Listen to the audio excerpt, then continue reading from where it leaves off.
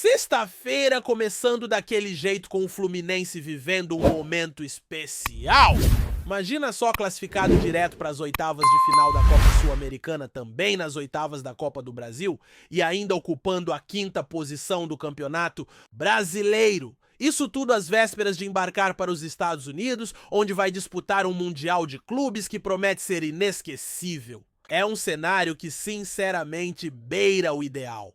Desde antes da chegada de Renato Gaúcho, a diretoria já trabalhava com um plano bem claro, garantir uma pontuação sólida no início do Brasileirão, especialmente aproveitando jogos em casa contra adversários teoricamente mais fracos. A ideia era simples, pontuar bem agora para poder respirar tranquilo, depois principalmente pensando no calendário pesado que vem pela frente com o Mundial, e isso se encaixou perfeitamente com o desempenho nas Copas. Fluminense foi bem contra adversários frágeis nas fases anteriores e agora colhe os frutos. A vitória sobre o Once Caldas, por exemplo, foi fundamental.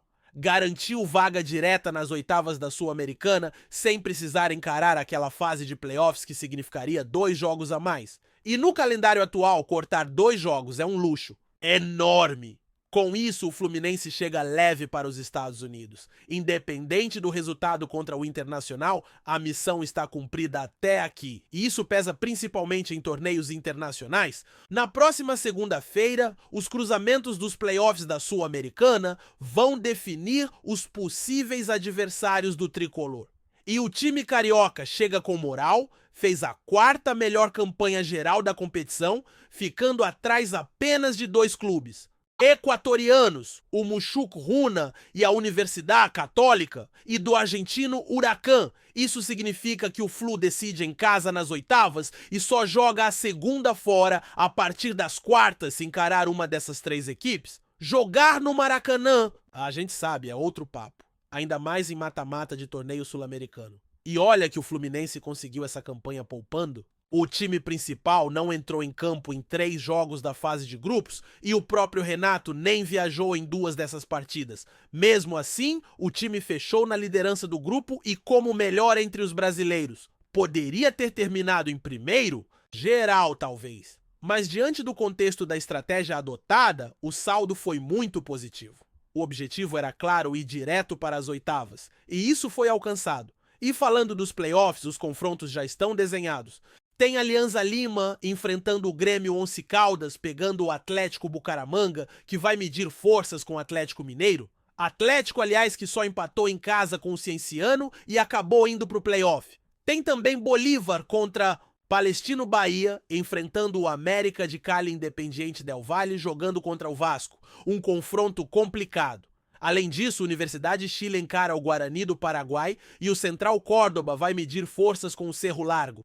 Time uruguaio. O Córdoba, inclusive, veio da fase de grupos da Libertadores e acabou caindo para a Sul-Americana após uma eliminação na última rodada. Segunda-feira que vem, a gente vai saber quem o Fluminense vai encarar nas oitavas. E enquanto isso, já tem movimentação nos bastidores. O clube segue buscando reforços para o Mundial e para a sequência da temporada. E o primeiro nome que vazou foi o do uruguaio Nico Lopes, jogador de 31 anos atualmente no Nacional do Uruguai.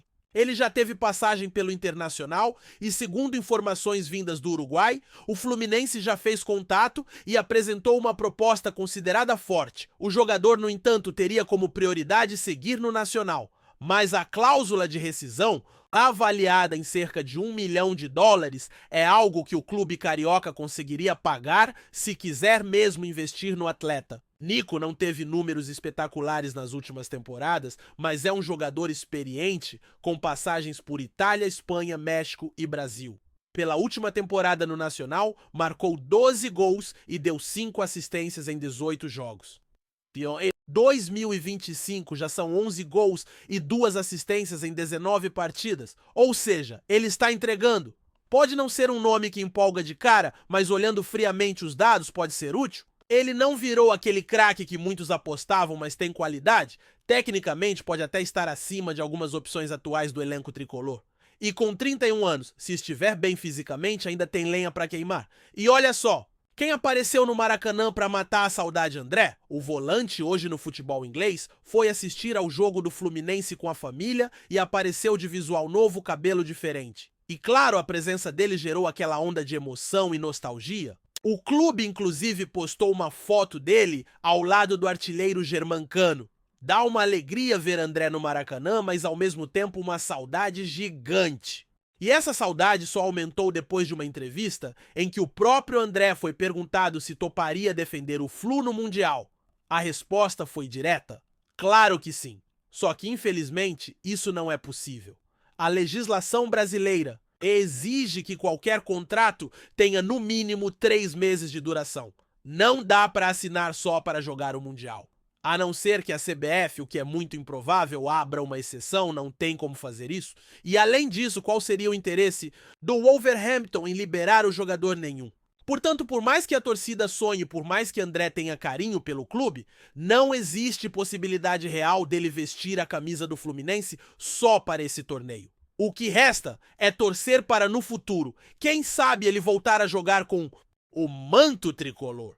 Mas por agora o foco está no Mundial e em montar um elenco forte e competitivo, e o Fluminense segue se movimentando, reforçando o grupo, porque a temporada promete ainda muitas emoções. E já que a gente falou do jogo contra o Once Caldas, vamos mergulhar um pouco mais nessa partida, porque ela deixou algumas pistas importantes sobre o momento atual do Fluminense e também sobre as decisões que Renato Gaúcho vem tomando. Foi um jogo que começou meio travado, com o time encontrando alguma dificuldade para furar a marcação, mas que no segundo tempo deslanchou, principalmente com a entrada dos titulares.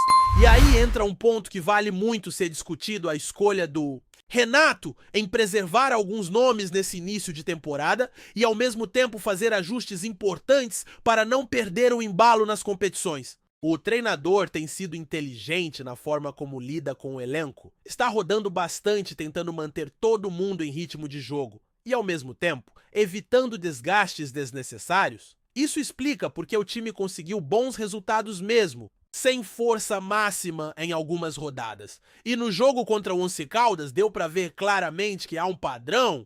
O time sabe o que fazer com a bola, tem posse e troca passes com qualidade e sabe aproveitar bem os espaços quando eles aparecem. E quando o Cano tá ligado, quando o Arias encaixa aquela movimentação mais leve, o time flui. E por falar em Arias, que jogador importante ele se tornou.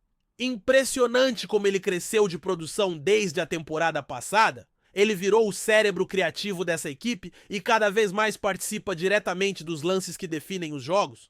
Contra o Once Caldas, ele novamente deu uma assistência cirúrgica daquela que parece fácil, mas só quem tem visão de jogo consegue dar. E o que dizer do Cano? Parece que o tempo não passa para ele? Sempre no lugar certo, sempre ligado. O tipo de atacante que qualquer treinador sonha em ter, e ele tem um entrosamento com o time que é absurdo. Parece que já sabe onde a bola vai cair antes mesmo do passe acontecer. Agora, uma coisa que também merece destaque é a forma como o Fluminense tem lidado com os jogos no Maracanã. A atmosfera que se cria ali é diferente. O time se sente em casa de verdade e a torcida empurra o tempo todo. Isso em competições, mata-mata faz toda a diferença. Não é só um clichê. Jogar a volta no Maracanã é vantagem real, e foi isso que o Fluminense garantiu com a boa campanha na fase de grupos da Sul-Americana. Pode não ter sido a melhor campanha geral, mas foi o suficiente para trazer a decisão para casa pelo menos até as quartas de final.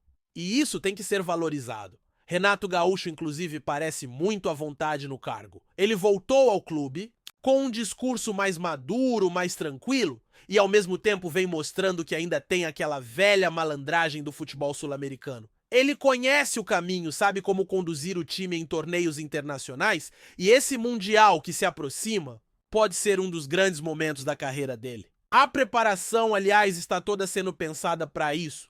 O Fluminense vai viajar com antecedência, fazer um período de adaptação, trabalhar em solo norte-americano antes da estreia. Isso mostra que o clube está levando muito a sério a competição. Mas claro que para chegar bem lá fora precisa manter o nível aqui dentro. E é aí que entra o planejamento da diretoria e da comissão técnica. Porque o elenco é bom, mas precisa de ajustes. O nome do Nico Lopes é só o primeiro de uma lista que deve crescer nas próximas semanas. O Fluminense quer chegar forte, quer ter opções no banco, quer ter repertório. E se a ideia é brigar por algo grande no Mundial, vai precisar disso. Vai precisar de gente experiente com bagagem internacional que não sinta o peso de um jogo decisivo. Nico pode ser esse cara talvez. Mas o mais importante é ver que o clube já está se mexendo. Agora, voltando ao jogo de ontem, vale também uma menção aos garotos que vêm ganhando espaço. O Fluminense tem uma base muito boa e a integração entre os mais jovens e os veteranos está funcionando bem. Isso é mérito do trabalho interno, da forma como o elenco é conduzido. E dá segurança para o torcedor saber que, mesmo se precisar, rodar tem ali uma base sólida. Isso é ouro num calendário maluco como o do futebol sul-americano. E uma última coisa que chamou muito a atenção foi o ambiente no estádio. A presença do André com a família no Maracanã não passou batida. Foi bonito de ver, não só pelo carinho dele com o clube, mas pelo que ele representa. É um símbolo recente do que o Fluminense tem feito de melhor revelar, valorizar e lançar grandes talentos. Ver ele sorrindo nas arquibancadas conversando com o Cano foi um momento de pura conexão com a torcida. É aquele tipo de cena que dá orgulho de ser tricolor. Ao mesmo tempo, claro, dá aquele nó na garganta porque a saudade do futebol dele em campo é grande. E a fala dele dizendo que jogaria no Mundial se pudesse mexer com todo mundo. Mas como já explicamos, a legislação não permite esse tipo de contrator relâmpago só para o torneio, a não ser que alguma medida especial fosse tomada pelas entidades, o que parece improvável, não tem como. A Lei Pelé é clara quanto a isso. Então, por mais que o torcedor sonhe que o jogador queira, não tem essa brecha legal. E mais ainda, qual seria o benefício para o clube europeu liberar o atleta para jogar um torneio curto por outro clube nenhum? O jogador é valorizado lá fora, está em ascensão, deve ir para a seleção. Não tem razão para uma liberação nesse contexto.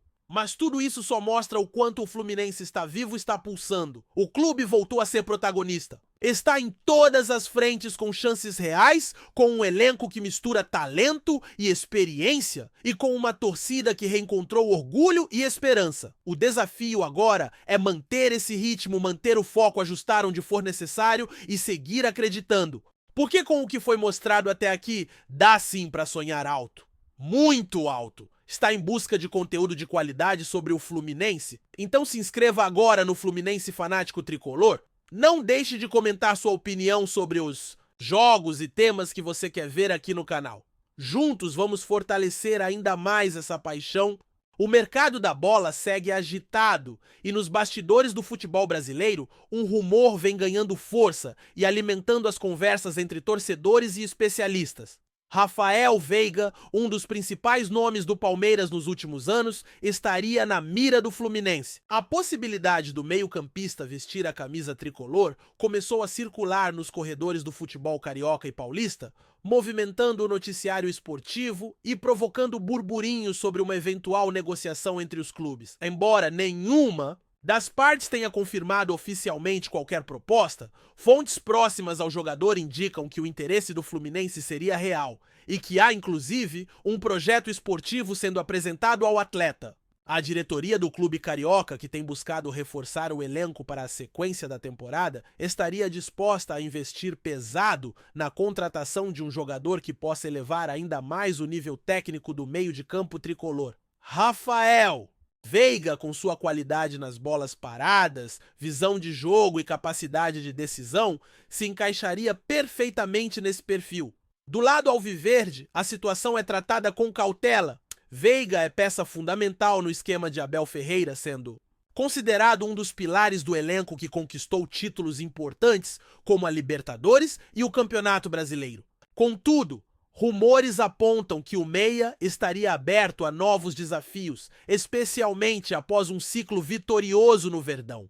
O Fluminense, por sua vez, vive um momento de reconstrução e ambição e vê no jogador uma oportunidade de reforçar o time com um nome de peso, capaz de liderar e inspirar dentro de campo. Apesar de ainda estar no campo das especulações, a possibilidade já agita as redes sociais. Torcedores do Fluminense demonstram entusiasmo com a chance de contar com Rafael Veiga enquanto os palmeirenses, naturalmente, demonstram preocupação com uma eventual saída de um dos seus ídolos recentes. O assunto promete ganhar novos capítulos nos próximos dias, conforme as janelas de transferência se aproximam e as conversas entre clubes e empresários evoluem. Por ora, tudo não passa de um rumor, mas como se sabe, no futebol, onde há fumaça, pode haver fogo. A torcida tricolor merece o melhor conteúdo. Inscreva-se no Fluminense Fanático Tricolor, curta o vídeo e compartilhe com seus amigos. Juntos, vamos celebrar cada conquista do nosso Fluminense. Vem fazer parte dessa jornada com a gente!